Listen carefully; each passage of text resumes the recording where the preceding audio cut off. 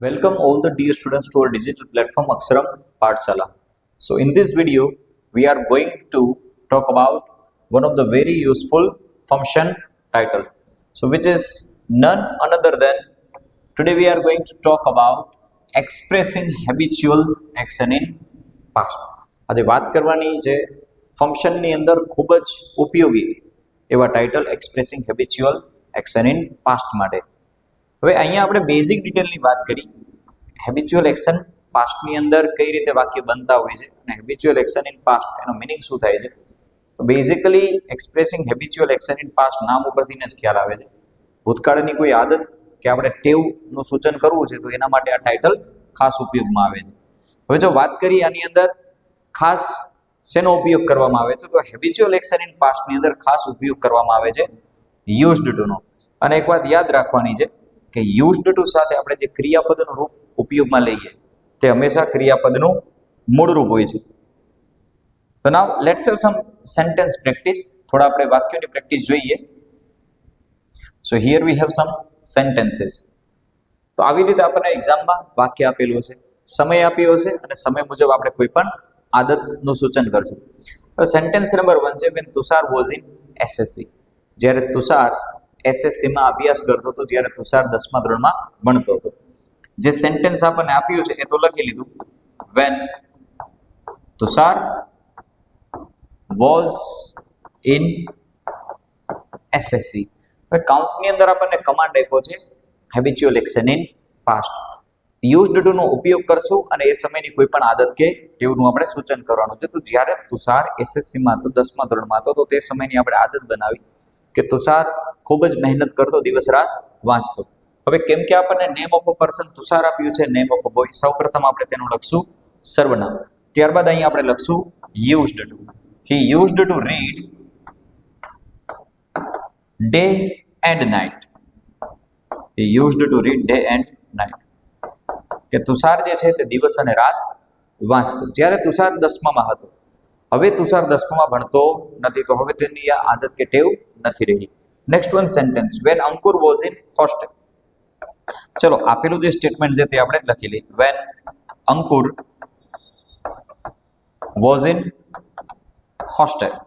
કે જ્યારે અંકુર હોસ્ટેલમાં અભ્યાસ કરતો.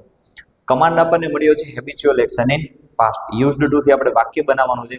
તો નોર્મલી હોસ્ટેલનું એક રૂટીન રહેતું હોય છે કે બધા જ બાળકો વહેલા ઉઠતા હોય છે. તો અહીંયા આપણે આવું સ્ટેટમેન્ટ આપી શકીએ, હી યુઝડ ટુ, વહેલા ઉઠી જવું, જાગી જવું, જેના માટે અંગ્રેજીમાં લખશું આપણે get up.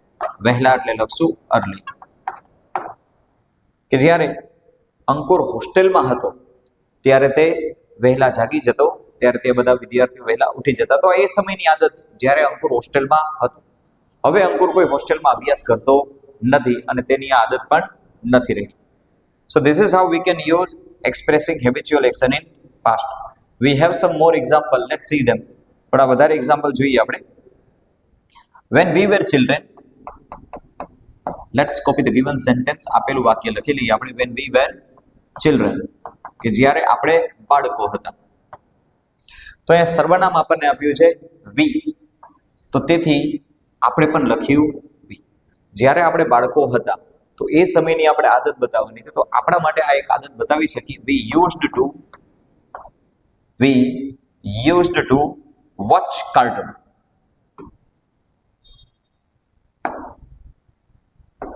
V used to watch cartoon. જ્યારે આપણે બાળકો હતા ત્યારે આપણે કાર્ટૂન જોતા. So now we are no longer children, right. હવે કોઈ બાળકો રહ્યા નથી તો એ પ્રમાણેની આદત પણ નથી રહી. Then we have fourth one sentence when Jay was in HSC. કે જ્યારે જય એચએસસીમાં ભણતો, જ્યારે જય 12મા ધોરણમાં હતો, તો ત્યારે જય ખૂબ જ મહેનત કરતો. કેમ કે આપણને જય નામ આપ્યું છે, સર્વનામ લખશું હી, ત્યારબાદ ઉપયોગ કરી લઈએ આપણે કમાન્ડ મુજબ used to. He used to work very hard. He used to work very hard. તો જ્યારે જે 12મા ધોરણમાં હતો ત્યારે તે અભ્યાસ સંબંધિત ખૂબ જ મહેનત કરતો.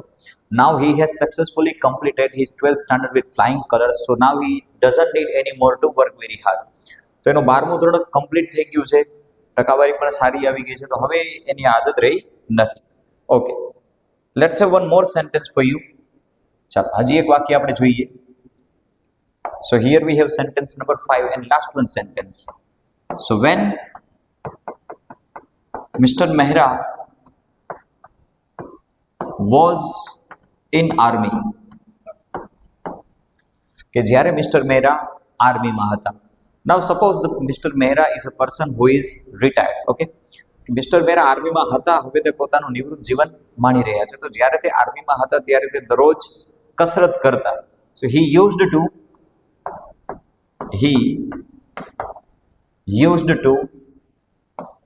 do exercise daily. કે જ્યારે તે આર્મીમાં હતા ત્યારે તેઓ દરરોજ કસરત કરતા.